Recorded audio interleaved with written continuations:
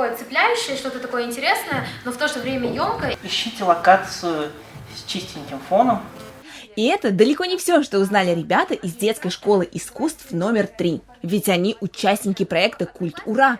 На протяжении целого учебного года воспитанники 10 школ искусств обучались просто жизненно необходимым навыкам для любого перспективного артиста. Я получила очень интересный опыт, узнала много нового, как писать интересные посты, как правильно фотографировать. Мне больше всего понравилось писать посты. Для меня это показалось очень интересным, и участвуя в этом проекте, я сама начала вести свои соцсети. Ребята прокачались по 4 направлениям. Это фотография, ведение своего аккаунта в соцсетях, съемка видеосюжетов и написание текстов.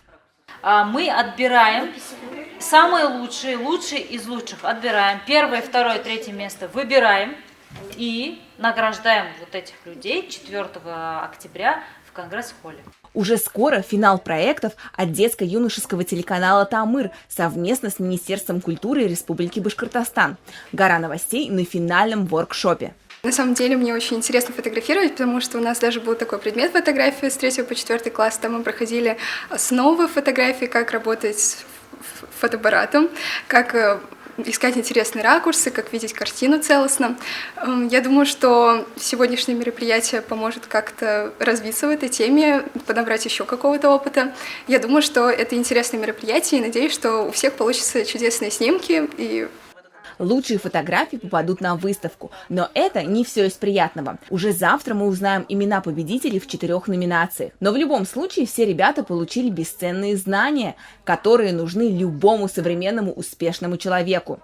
Я узнала, что у постов есть свои какие-то правила, что нужно их писать не просто придумал слова и писать, а что где-то добавлять эмоджи можно, где-то их нужно много, где-то их нужно меньше.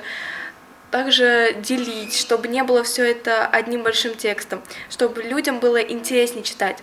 Приходите и вы завтра в Конгресс-холл Таратау, ведь там назовут имена победителей проекта «Культ Ура». Все подробности в группе ВКонтакте нашего детско-юношеского телеканала «Тамыр». А мы будем держать вас в курсе. В эфире детской информационной службы. Татьяна Никитина, Руслан Бекбаев специально для Горы новостей.